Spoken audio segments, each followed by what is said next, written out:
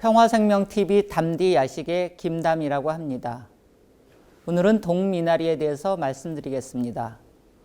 미나리라고 하면 이제 열의 아홉은 영화 제목을 먼저 떠올리지 않을까 싶습니다. 저도 그 영화를 극장에서 보았고 어쩌다 보니 2번을 보게 되었습니다. 영화가 흥미로워서 2번을 본 것은 아니었습니다. 그렇지만 그 영화가 미국이 아닌 한국에서라면 제작이 될 수 있었을까? 그런 생각은 잠깐 했습니다. 그건 그렇고 미나리라고 하면 한때 우리나라 전통 음악 애호가였던 저는 노동요를 떠올리지 않을 수 없습니다. 미나리는 메나리의 다른 말로 강원도, 경상도, 충청도 일부 지방에서 전승되는 민요를 이르는 말입니다. 다시 말하면 농부들이 김을 맬 때, 여인들이 노동을 할 때, 나무꾼이 산길을 오르내릴 때 부르던 노래를 미나리 또는 메나리라고 불렀습니다.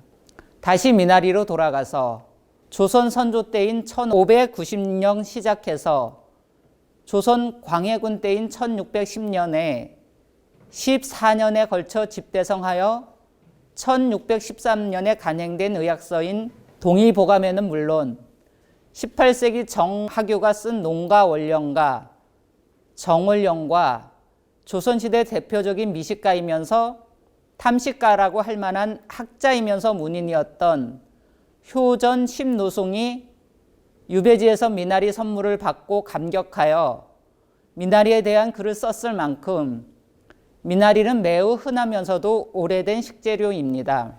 이 밖에도 조선시대에 간행된 여러 문헌에도 미나리에 대한 글이 나옵니다. 수군 또는 수용은 미나리의 한약명입니다. 음력 1월이면 겨울에서 봄으로 넘어가는 때이고 들과 숲에서는 이제 막 새싹들이 돋기 시작할 때입니다. 우리 마을에서는 이른봄 산 기스락 샘이 나는 곳에서 자생하는 미나리를 만날 수 있습니다. 향이 매우 강합니다. 다른 지역에서는 재배도 많이 하여 미나리를 심는 논밭을 미나리 꽝이라고 부릅니다.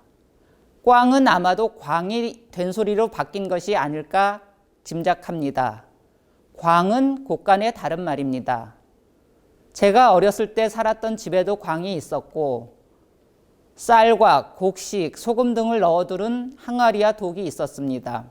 소금 항아리에는 언제나 마른 오징어를 넣어두었는데 이는 제사에 쓰는 제물로 어린 우리들이 손을 대면 안 되는 음식이었습니다. 그렇지만 한겨울 처마 끝에 매달아 놓은 마른 명태의 눈깔처럼 마른 오징어 또한 어린 우리들 손을 벗어날 수 없었습니다. 우리 마을에서는 미나리를 재배하지 않았고 여전히 그렇습니다. 바닷가에서 멀지 않은 산과 들이 있는 농산촌이어서 그런지도 모르겠습니다. 또한 음식이 질박해서인지 고명을 얻는 일도 거의 없었습니다. 이를테면 요즘은 대구탕이나 볶국 등 생선탕에 미나리를 넣고 조리를 하지만 대구탕과 비슷한 명태국을 끓일 때에도 명태와 물을 넣고 여기에 소금으로 간을 했습니다. 그렇게 끓였어도 달큰하면서도 시원했습니다. 그러나 이제는 지방태를 볼 수 없으니 이것 또한 옛일입니다. 조선시대 심노승도 알았던 미나리 강에도 성인이 되어서야 맛을 보았습니다. 어릴 적 미나리 강회나 미나리 김치는 맛볼 수 없었지만 그 대신 이른봄 미나리를 삶아 무쳐서 나물로 먹기는 했습니다.